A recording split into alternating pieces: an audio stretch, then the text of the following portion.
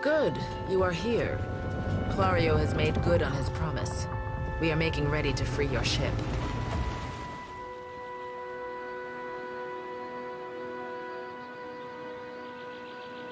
I say still that you are fortunate. The ship was nearly lost, but it will float. For how long, I cannot say. You will wish to find a friendly port with some speed, I think. So you will go to the great Kahanga city as well. You must sail north for some time, and then a little east. Take care in Nekitaka, outsider. It will close its jaws around you, and you will never notice. Come, we will see your Defiant out to sea.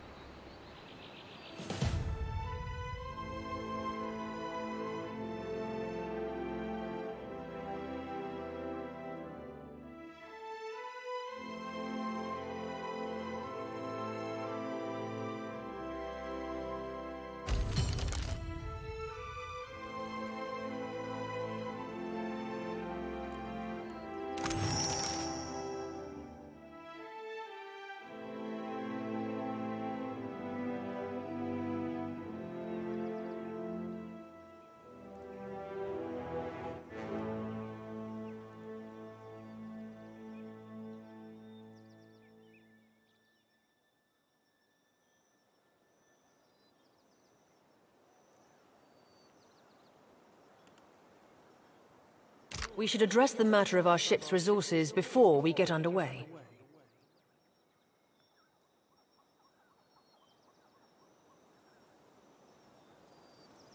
It saddens me to inform you that we lost several crew and most of our provisions during the storm. However, Port Margé appears to be well supplied, and I expect the recent disaster has left several sailors in want of a ship. I suggest we contract for additional supplies and crew before we return to open water, or our voyage may indeed be a short one.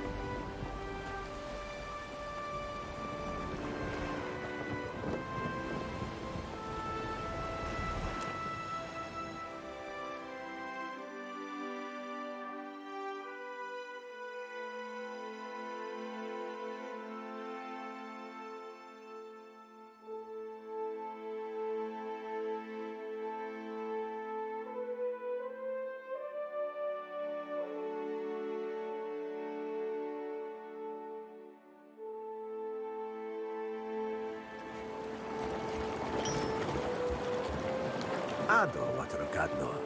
On behalf of the Principi Patrina, I must request we meet in parley.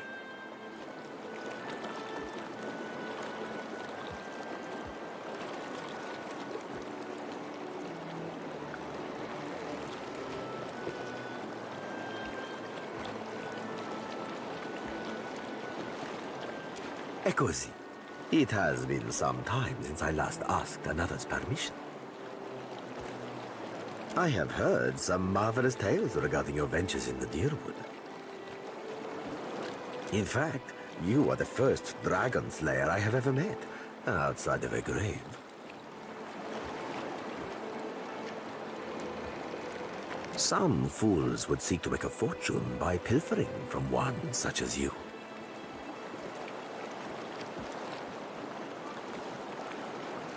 I take it he is not one of those fools. Perhaps we should listen.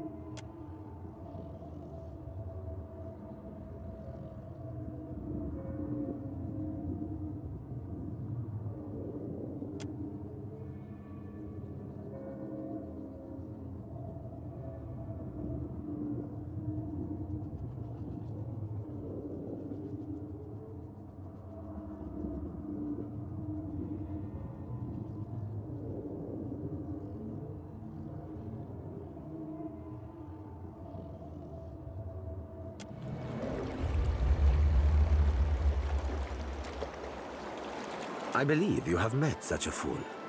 Captain Benweth of the Drake.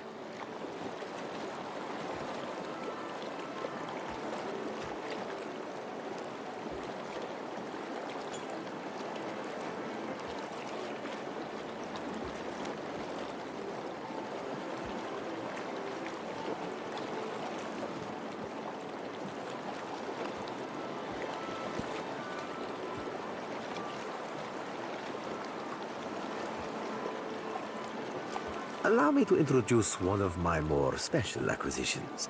A diamond in the rough, if you will. Seraphin is a magnificent ship hunter. In fact, he is how we tracked you.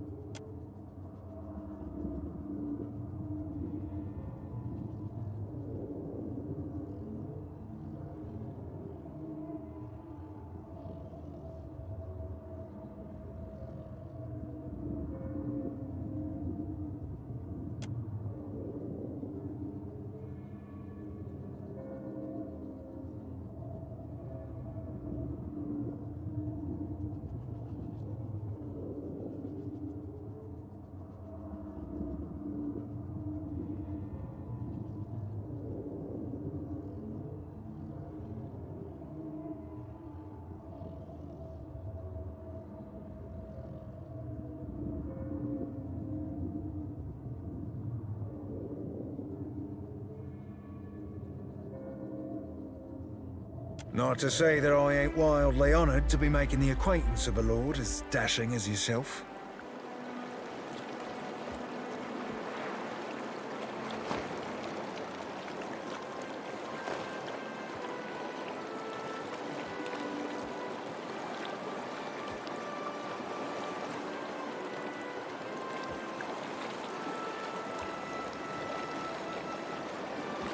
Ah, the short-sighted scoundrel has been wreaking havoc in the area for months.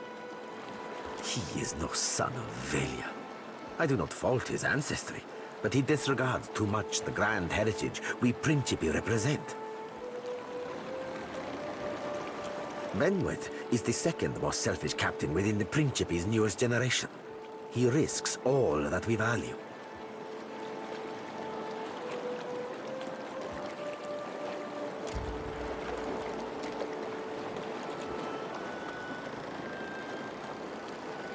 Perhaps I have said too much. This is a problem solely of my own, for now.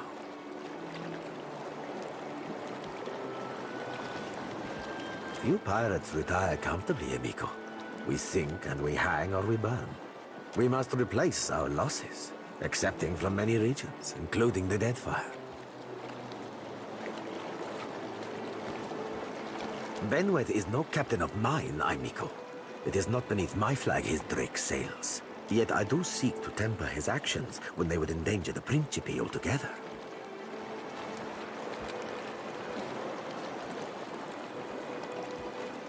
Benwet's Drake took damage during the storm.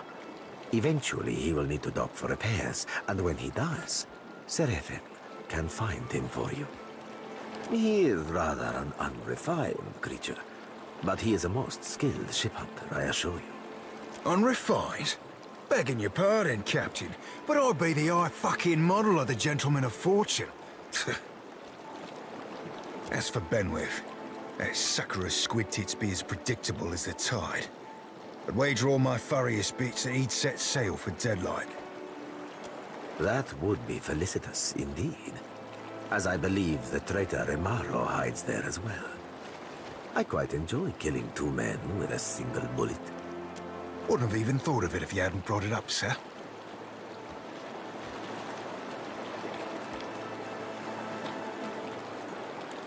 Now, I ain't hardly in any hurry to leave the fine company of the Gentlemen of Leisure, but the captain be right about me finding your mark. Adding to that, you sail into Fort Deadlight not knowing your innies from your outies, you might very well find the locals cannon fucking your boat to sodden splinters.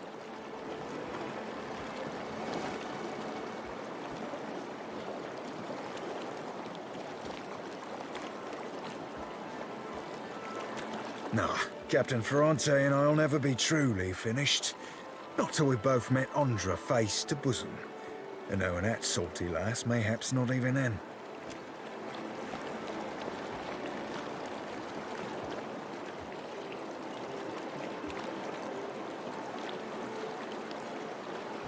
What venture does not require an investment to be prosperous?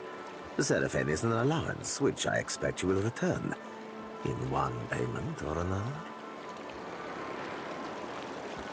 Are you asking aside from my vaunted ship-hunting abilities, self-evident manners, and cyclopedic know-how of all things piratical?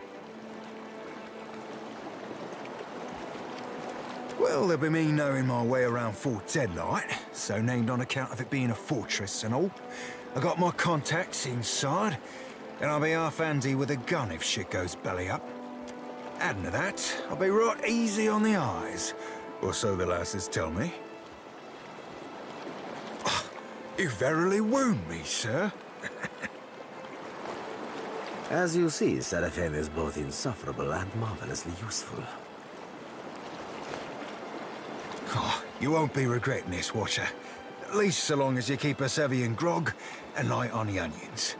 Ugh, them dirty shit apples ain't never agreed with me, and I'll be suspecting they never will. He's not sleeping near my berth, I promise you that much.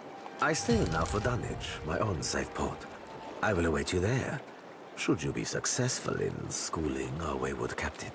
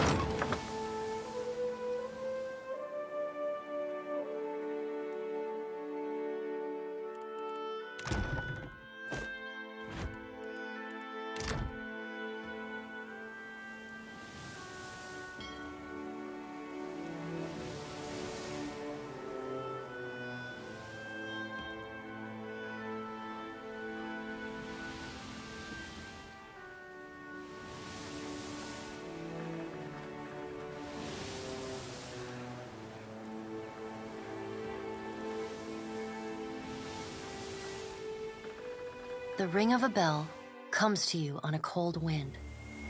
The ring comes again and again, until soon the air is full with the sound of 1,000 bells ringing all at once. You are alone. And then, you are not. An indistinct figure stands before you, flickering between forms like a fire-cast shadow. A fixed, taunting grin. Bottomless black eyes. A yawning chasm in the earth. The aspects of Berith, the Usher and the Pallid Knight, shift in and out of focus. And at their back, 4 indistinct shades hover. You feel an eternity stretch out behind each of them, reaching back to places so distant and yet so near you cannot comprehend their size. The shifting image of Berith settles on the aspect of the Pallid Knight. Watcher. Her voice is the discordant clangor of gongs struck out of time. I tasked you to discover Aethys's intentions. Tell me what you have learned.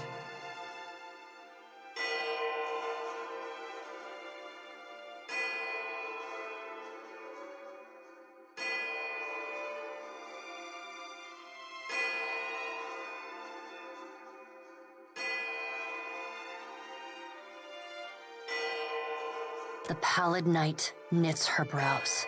He does not seek to return to the Beyond? Intriguing. Her sickly pale skin pulls tight across the bones of her face, as if the shell of this aspect does not quite fit the impossible creature it contains. The figure nearest Berith dissolves and reforms in the image of a thin-lipped, ancient crone, whose face has felt the melting kiss of fire. The goddess Wodica strides forward. Does Aethys frighten you, Berith? He should. Magran subdued Aethys's influence once before, and yet he returned. From out of Wodica's shadow shuffles a hunched, bald man you recognize as the god Scan. His skin is mapped with swollen lash scars, and breath whistles through the ragged hole in his face where his nose once was. He does not speak, but stares up at Wodica, with naked loathing plain on his ruined face. Wodica steeples her long, knob-jointed fingers. We must annihilate Aethys now, before he makes a rash decision we cannot easily annul. She casts a sly look at the Pallid Knight from the corners of her eyes. A moon would do the job nicely.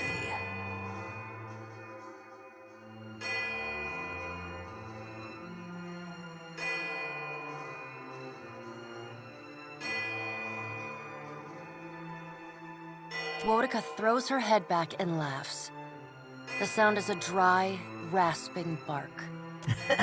Andra could do with a new act. Her current one has grown rather stale. They see to their own affairs. You will speak to them in time, should you have the need. The figure beside the aspect of Berith flows forward in a swirling cloud of ash.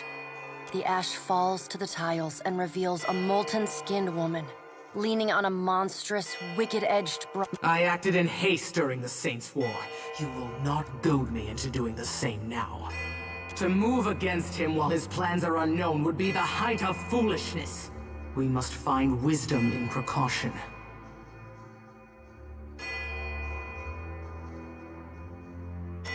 Magran looks at you as one might a wayward gob of spit on one's shoe. It is no business of yours what the gods decide. Another of the silent figures steps forward, and the warm, golden light of a summer's afternoon spills across your face. Let's all take a deep, calming breath. Perhaps cooler heads will prevail. Behind Helia's words, you hear the soft coo of doves. Aethys has been separated from us for too long. Isn't it possible he intends only to gather enough souls to reclaim his realm in the Beyond? He should be welcomed. You look up then into avian eyes.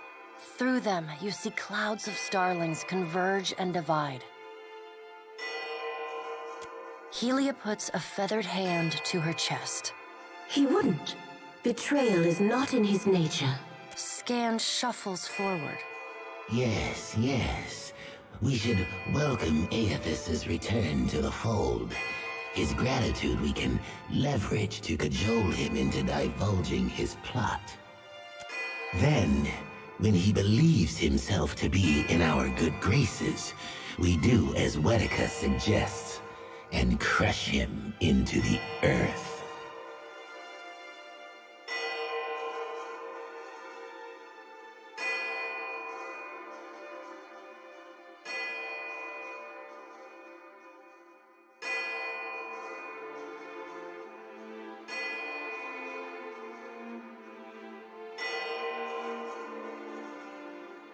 Scan pauses, inspecting you.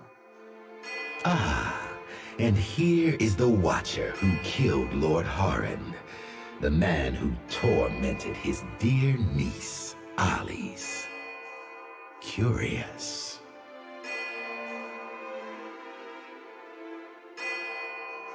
Scan licks the ragged edge of his lipless mouth and grins, then turns to Helia. I did not expect such a deliciously ruthless idea from you, Helia. I am impressed. Helia's feathered crest stands on end. You wretched little creature. Your point is well made, little Watcher. If self-evident, Aethys has not been known to possess a vindictive nature. Indeed, he has occasionally been magnanimous to a fault. However, if we push him to the brink of reason, there is no telling what he may do. He is, as ever, unpredictable. Something akin to fondness creeps into her voice. The Pallid Knight gestures for silence. Aethys cannot be killed, but he may be subdued. Yet to do so will take immense power and time. Both stand in his favor. Magrin grits her black glass teeth.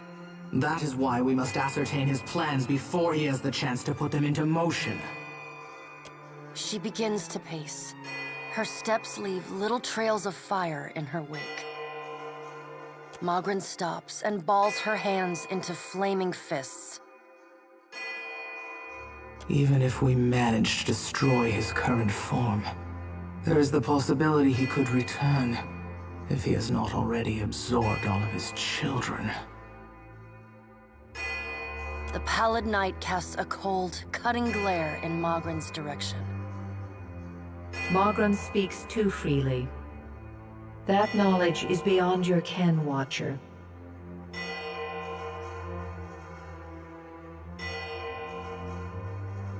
Wodika waves the gods to silence. Aethys gathers strength. His strength is a threat to us.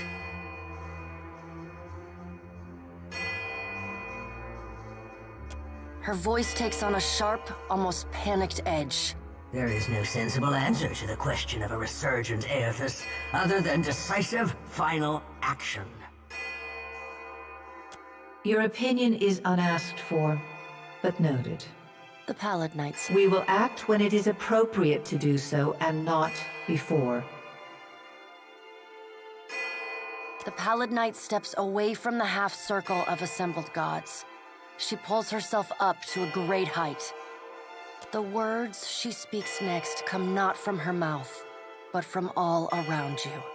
Follow him, Watcher. The black of the Pallid Knight's irises expand until her eyes are as dark and cold as the void between stars. She bends down and brings her ghostly face level with your own. Your debt to me remains unpaid.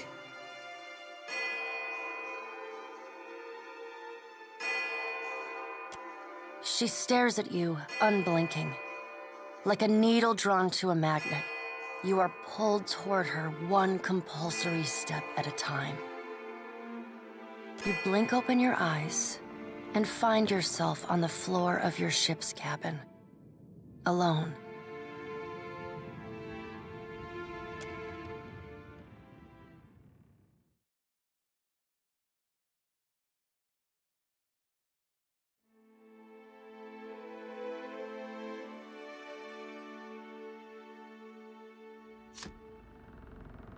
Hey, I wanted to ask you something.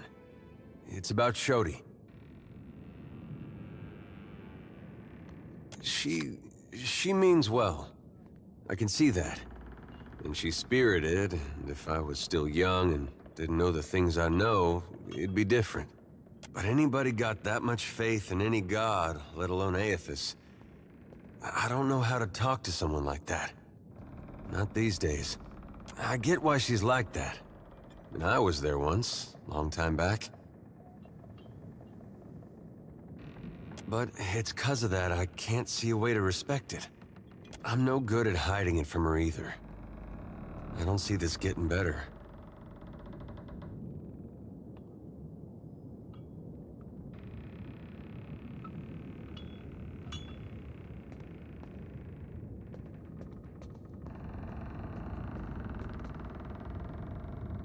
All right, I'm not gonna hide it.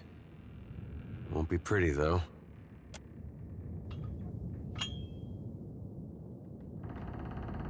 Why not?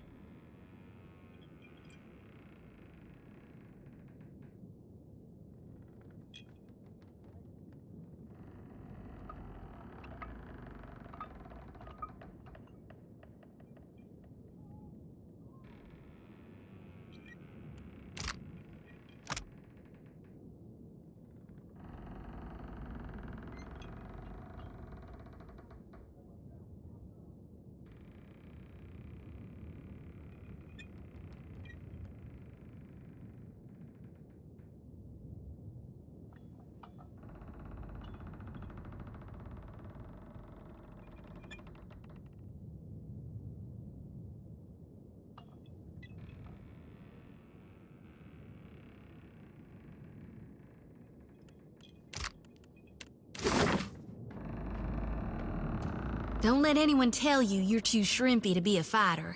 I was half your age when I started training.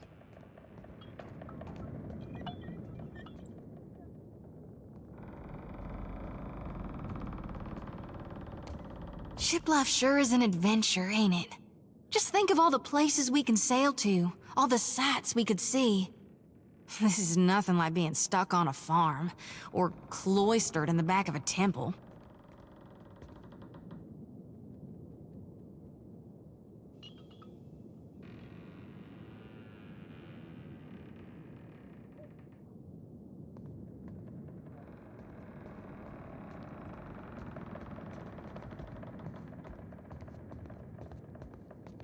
Tell me what's on your mind?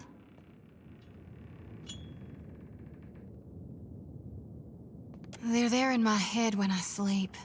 And sometimes I can taste them on the back of my tongue like a smear of grit.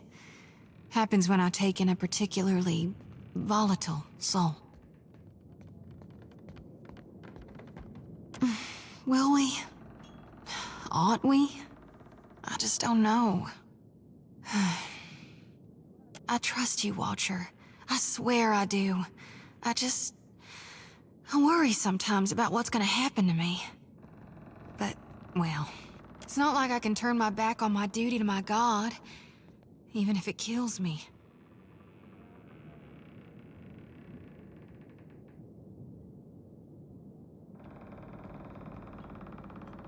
My folks, you might say they're not your typical Aethasians. Sure, they cling to the light more than the darkness. But the war, it touched my family. And it changed them. Killed some. Not that I remember firsthand. The others toughened, turned survivors. That much I saw with my own eyes, even years later. Of course, though we're few and spread out. Most don't keep to temples. Soul shepherding requires travel. My aunt's the one who taught me about the cycle of life and death, how everything happens in stages. Whether forwards or backwards, from seed to rot to rebirth again, it's all just states of existence and balance. See? That's how I first learned about the slice of Gone within Aethys. After that, I read all the doctrines of Gone, anything and everything I could get my hands on. The 12 books of Nearwith, plus the epistles from the minor prophets. A lot of them aren't a part of today's canonization, but that doesn't mean they're wrong. It's tradition for the youngest born to take up the priesthood of Aethys. Well, I did it in my own way. No need to fiddle-foot around. I'm glad we talked.